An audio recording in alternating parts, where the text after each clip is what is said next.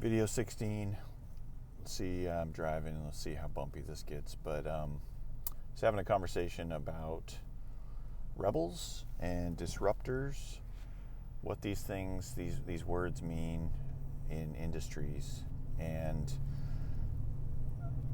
this may not be intuitive to you, and it may rile a few people, but that's okay. That's what dialogue is about, even though this is a monologue. But over my last 20 years, I've worked with, a lot of extreme performers.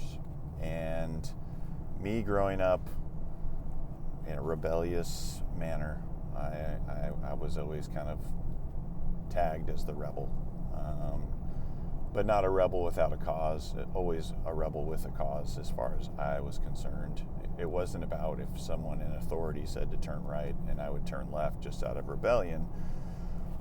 That was never my motivation and never has been, never will be. I'm still that same person. But for me, if someone in authority says turn right and I believe turning left is the best course of action, as a presumption of all the evidence and data that I have aggregated to that point, I'm going to turn left.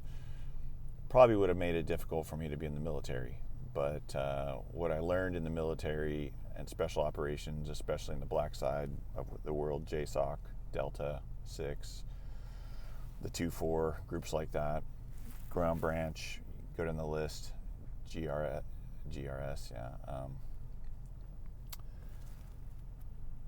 those operators have the autonomy to make decisions on the ground. They have the most information.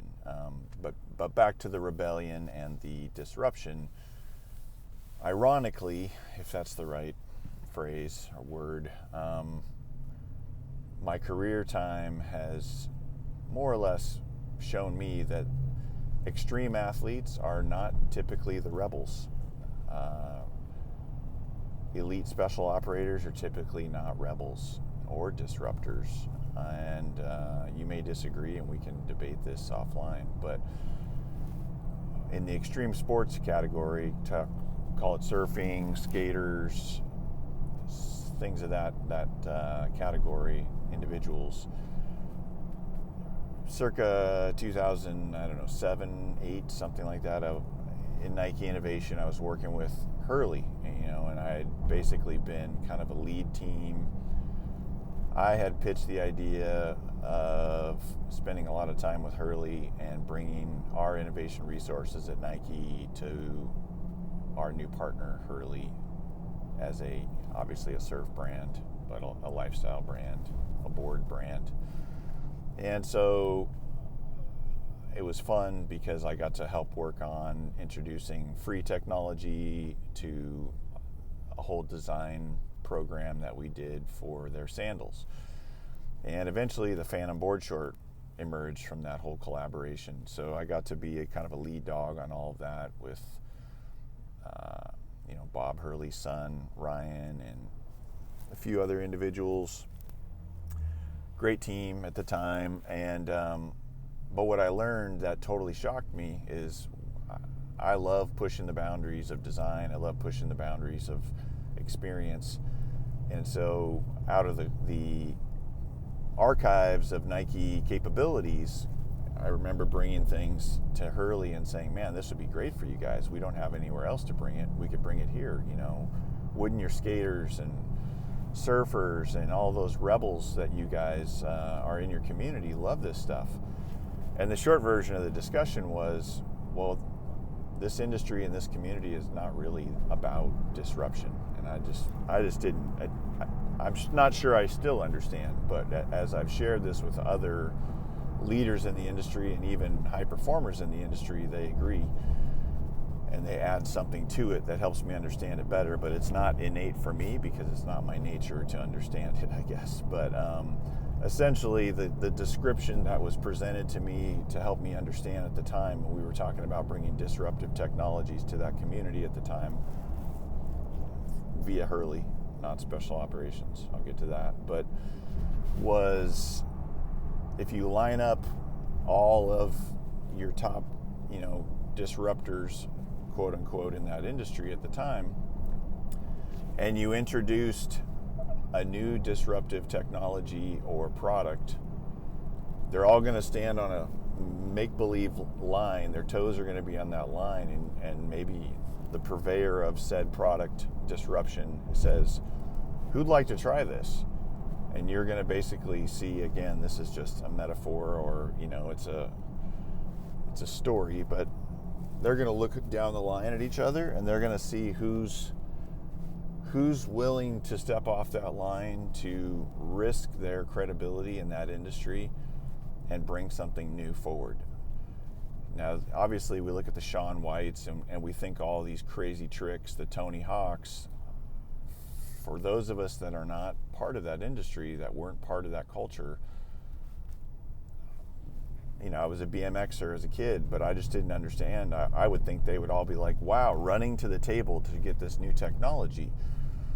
But what Hurley assured me, and many people have validated and verified since this description was shared to me, they're all looking at each other like, nope, I don't want to step off the line. I'm comfortable where I am, being who I am and doing what I'm doing. I don't want to risk that. So while you have these massive risk takers in their sport, in the culture of that sport, there's an aversion to risk. And so, let this be a conversation starter for you to go and understand it better in your own relationships within those industries or around that community. But without going further into that, again, I was like, wow, and I just had to accept it. And so everything had to be incremental.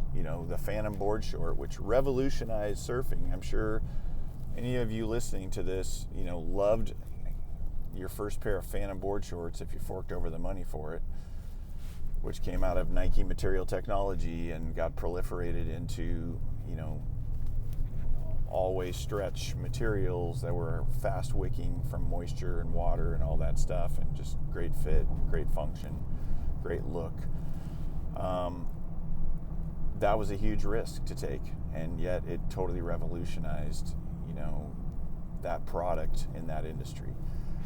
Now, bringing it over to the special operations translation of that, having been surrounded by some of the highest performing special operators on the planet in the last 20 years across branches and nations,